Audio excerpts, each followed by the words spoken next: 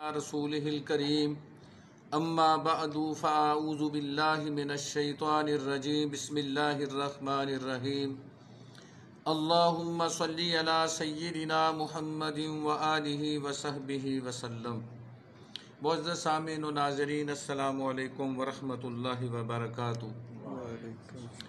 دین اسلام میں رزق حلال پر بہت زیادہ زور دیا گیا ہے، اور رزق حلال کمانا بھی عبادت ہے۔ ایک انسان عبادت کے ذریعے اتنی عبادت کرے کہ اس کی کمر جھک جائے، اور اتنے نفلی روزے رکھے کہ اس کے جسم کے اوپر روزے کے اثرات نظر آئیں، کمزور ہو جائے انسان، عبادت کے ذریعے اس کی کمر ٹیڑھی ہو جائے، جھک جائے، اگر اس کا رزق ٹھیک نہیں تو اللہ رب العزت اس کی عبادت بھی قبول نہیں کرتے۔ اگر حرام کھا رہا ہے، اپنی کمائی میں حرام کی آمیزش کرتا ہے، حرام کو بھی ساتھ ملاتا ہے، تو دعا بھی اللہ رب العزت قبول نہیں کرتے۔ تقوی کی دولت بھی اس انسان کو میسر نہیں جس کا رزق ٹھیک نہیں۔ اللہ رب العزت نے قرآن پاک میں ارشاد فرمایا، یا ایھا الرسول کلوا من الطیبات واعملوا صالحا۔ اللہ رب العزت نے اپنے رسولوں سے فرمایا، پکیزہ چیزیں کھاؤ اور عمل اچھے کرو۔ پھر اللہ رب العزت نے ایمانداروں سے خطاب فرمایا، یا ایھا الذین آمنوا کلوا من طیبات ما رزقناکم۔ اے اہل ایمان، جو اللہ نے پکیزہ چیزیں دی ہیں وہ پاک چیزیں کھاؤ جو اللہ نے تم کو دی ہیں۔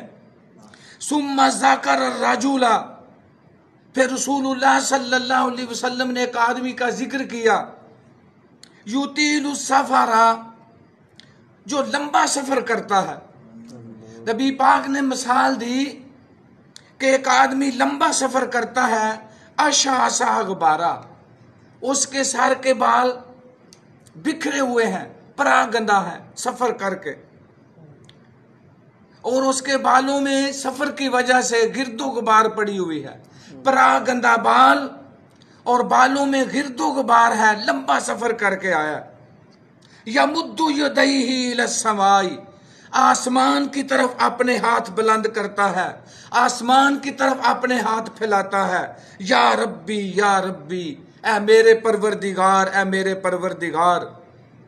کتنے اچھے الفاظ اللہ کے لیے استعمال کرتا ہے، یا ربی، اے میرے پروردگار۔ وَمَطْعَمُهُ حَرَامٌ، اس کا کھانا حرام ہے، وَمَشْرَبُهُ حرام، اس کا پینا حرام ہے، وَمَلْبَسُهُ حرام، اس کے کپڑے، اس کا لباس حرام ہے، وَغُذِيَ بِالْحَرام، اس کی غذا حرام ہے، اس کی پرورش حرام کے ذریعے ہوئی، وہ لقمہ حرام کھاتا رہا، فَأَنَّى يُسْتَجَابُ لَهُ، پس اس کی دعا کیسے قبول ہو؟ یعنی ایک آدمی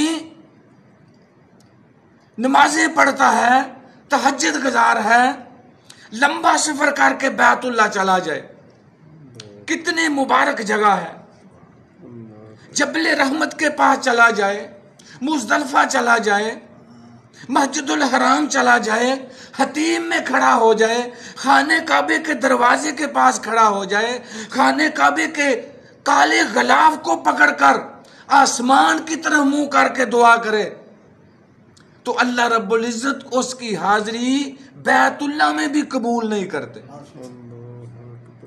کیونکہ اس کا کھانا پینا حرام ہے، اس کا لباس حرام ہے۔ تو ایسے گناہ سے بچنا چاہیے، ایسی برائی سے بچنا چاہیے کہ خانہ کعبے میں بھی حاضری اللہ قبول نہیں کرتا۔ اللہ اکبر، نہ اس کی نماز قبول ہے، نہ اس انسان کا روزہ قبول ہے جس کی غذا حرام ہے، جو حرام کھاتا ہے۔ آج دیکھ لو گورنمنٹ کے جتنے بھی شعبہ جات ہیں، جتنے بھی ڈپارٹمنٹ ہیں، کوئی ملازم کام کرنے کے لیے تیار نہیں جب تک اسے رشوت نہ دی جائے۔ وہ رشوت کے ذریعے اپنی ساری جو تنخواہ ہے سب کو حرام کر لیتا ہے۔ تو جو رزق حق کے حلال کھاتا ہے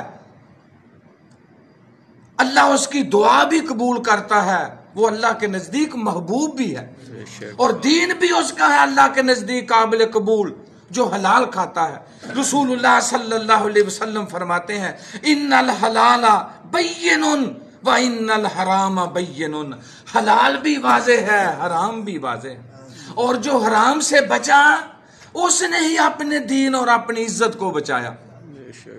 اللہ اکبر، کتنی فضیلت والی بات ہے کہ جو حرام چیزوں سے بچ گیا اس نے اپنی عزت کو بھی بچا لیا، اپنے دین کو بھی بچا لیا۔ پھر اللہ نے ساری دنیا سے مخاطب ہو کر فرمایا یا ایھا الناس کلوا مما فی الارض حلالا طیبا، اے انسانوں زمین میں سے وہ چیزیں کھاؤ جو پکیزہ اور حلال ہیں۔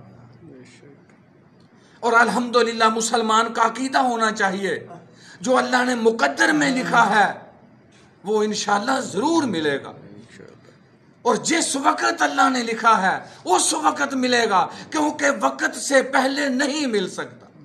لہٰذا حرام مال کے ذریعے، سود کے ذریعے، رشوت کے ذریعے، ملاوٹ کے ذریعے اپنے سارے مال کو ناپاک نہ کرو، حرام نہ کرو، اللہ رب العزت پر بھروسہ کرو۔